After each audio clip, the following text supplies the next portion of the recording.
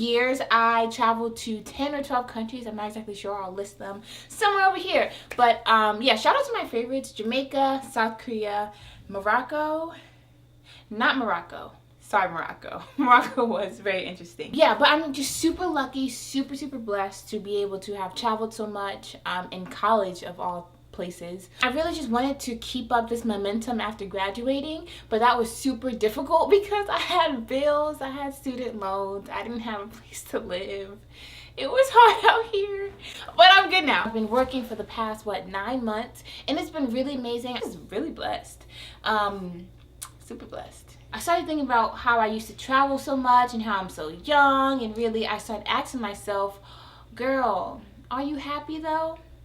And I realized, nah, I'm just comfortable. I'm just really content. I'm not thriving. I'm not happy. And then I think, I'm fucking tripping. I'm tripping. I am tripping. I'm bugging right now. So I got a pencil, I got a piece of paper, I wrote down all my goals for the year. And I keep thinking, what do I want? And it's that moment that I realized I just want to talk to people, get out of my house, and see the world. And then I decided I'm going to travel every month, because why the hell not? I'm 22. I can do what I want. So here's how I did it, and here's how you can too, girl. Or whoever, shit. The first thing that you have to do, no matter what, is get a job. Like, it's really nice to think, oh, I can just sit at home and be a freeloader and do all this other stuff. No, not only is that morally not the best idea, because you're leeching off someone else, but it just like feels better to work for your own and then say, oh, I have all this money that I made, let me do something with it, instead of using someone else's. So first step, get a job. Unless y'all have some sort of arrangement where, you know, someone's paying for stuff and you're giving other things, that's not my business. You do you. All right, next, part 2, next step. Second thing we need to pay attention to before we start figuring out how we're going to afford to travel every month is, how are you going to pay your bills? Because that is really important. We want to have this extravagant lifestyle and we want to do all these cool things, but when we come home, we're in debt. Like, that is also not the energy we're bringing in 2019. We're not about to be owing Sally Mae, and for me, Navient, we're not doing, I'm doing it a little bit, but we're not going to be living outside of our means. We're not living outside of our means, because honestly, that just comes back to bite us in the ass. So for me, I have a spreadsheet of every month. So 4 big things: income, expenses, emergency fund, and savings. Make sure you look at that budget and you cut down wherever possible. A lot of people say this, but seriously, if you're going to Starbucks once a day, that $3 you're spending, 3 times 30 is a number, 90. And that $90 can be going to somewhere else that you actually want, like buying more food or having a Netflix subscription or traveling every month. Like, the point of the entire video. So every month I put away a few $100s for traveling. I would say putting away at least $300 to probably around $500 a month is really good if you want to travel every month, especially on a budget where you can live a little but you aren't actually indulging in life's finest pleasures or anything. If you like to travel more frequently and you're like, I cannot afford $300 or to $500 a month to put away, definitely think about getting a side job. Like, there's a lot of side hustles that you can do. You can correct someone's paper if you're a college student and get money for that. You can walk people's dog. You can shovel if there's snow on the ground outside. You can babysit. I made a lot of money babysitting. I was a living nanny, and that was really, I did that for a month and I made really great money and also met really great kids. But you can do anything. I also bartended, like when I was in South Korea, I bartended a little bit. Just to put extra money in my pocket. So passive or side jobs, both are really good ideas. Investing is one. I don't like taking risks like that, but you can if you want your money. Now, for people out there with student loans, I understand how difficult it can be. So I personally tackled mine very aggressively within the grace period. I knew that during the grace period there wasn't interest on the loans. Interest was being accrued, but it wasn't being added to the overall purchase, to the overall total of the loan until grace period ended. So I knew I wanted to pay off as much money as I could as humanly possible, so I worked so much. I didn't do anything this summer, but I made sure I paid off probably a few $1,000s worth it in loans, which was really helpful for me.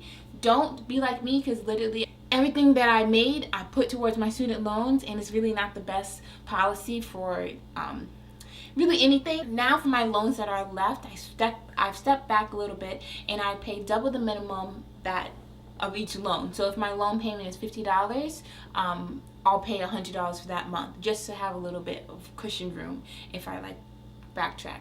This is definitely the more enjoyable part of planning the trip. Write down all the places you want to go and see for you which one is the place you are dying to go to, but also see which one is the most affordable. So from Atlanta, places like Dominican Republic, places like Jamaica, places really in the Caribbean are super affordable for me to go to. So I knew that instead of me going to London next month, it makes more sense for me to go to the Caribbean.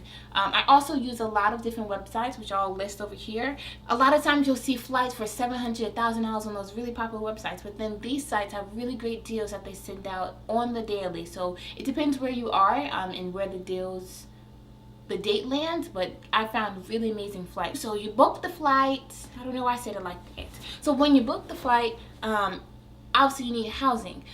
I love home sharing. I don't want to say I hate hotels, but they're not really the best way to travel. If you're going to understand the culture and get really ingrained in the place that you're going to, it's just kind of like every hotel is the same, and I personally don't want to travel like that unless I'm doing like a spa day and I don't want to clean up and I'm just like, give me the cleanest towels you have in the 10-mile radius, then okay, I'll go to a hotel. But for me, I like home sharing spots because you are actually living in someone's home a lot of times, and now it's becoming a lot popular where people are renting out massive properties, and it has actually lost their appeal a little bit, I'm going to be honest, because it's not actually someone's home sometimes. But for the most part, it's really a cool place to really get in the location and understand and be around people who are like locals. Home sharing sites are so much more affordable than hotels. Why would I spend, I'm getting excited, but why would I spend $100, $200, $300 for a hotel when I can spend $70, $80, even $100 for a really, really nice home sharing spot? It just makes so much more sense. When I was in Paris, I had the nicest house. Oh my god, it was so nice. It was probably, I think it was $200 a night, and I knew if I went to a hotel in Paris that would not be the same price. I had a beautiful bathroom, had a really nice restaurant or a convenience store downstairs. It was super cute. I loved Paris so much. But so it was really, really great. I love home sharing sites. I love them so much.